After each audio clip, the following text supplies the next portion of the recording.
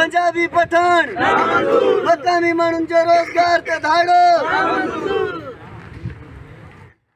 खबर है नाज़रीन मुरीद शाख में तव्हां सां शेयर कयूं पिया। मुरीद शाख में जसकम जे सॾ ते जहांगीर तरीन शुगर मिल्स खिलाफ़ मकामी माण्हुनि खे रोज़गार न ॾियण तां एहतिजाजी मुज़ाहिरो कयो वियो आहे। मुरीद शाख में जहांगीर तरीन शुगर मिल्स जे गेट अॻियां मकामी माण्हुनि खे रोज़गार न मिलण खिलाफ़ एहतिजाजी मुज़ाहिरो कयो वियो आहे, जंहिंमें मुख़्तलिफ़ सियासी समाजी कारकुननि ऐं अॻवाननि शिरकत कई आहे। उन मौक़े ते अॻवाननि बहादुर लोलाई, ताहिर सिंधी, मजीद जूणो, तनवीर सिंधी, निहाल मज़ारी, मुमताज़ मीराणी, बशीर मज़ारी, कुर्बान मज़ारी, उस्ताद एडी ठहीम, गुलज़ार खंबड़ो, मुमताज़ फारूकी, कामरान सिंधी, मीर हमज़ा दायो ऐं ॿियनि ॻाल्हाईंदे चयो आहे त हिते क़ाइम शुगर मिल्स में KPK ऐं पंजाब जे माण्हुनि खे रोज़गार ॾेई मकामी माण्हुनि जे रोज़गार ते धाड़ो हयो पियो वञे, जेको कंहिं बि सूरत में बर्दाश्त न कयो वेंदो।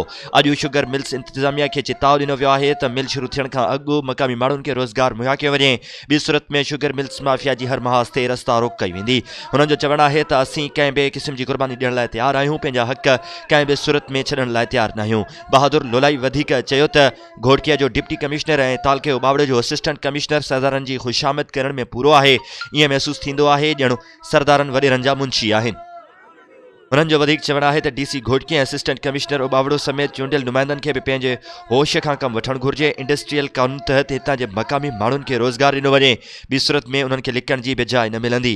हितां जो शौर उन्हनि जी रस्ता रोक कंदो। हुननि जो वधीक चवणु आहे त सभिनी सियासी समाजी वकीलनि, शागिर्दनि ऐं हारियुनि खे पिणु अपील कयूं था त मिल माफ़िया जी ज़्यादतियुनि ख़िलाफ़ पंहिंजो किरदारु अदा कनि।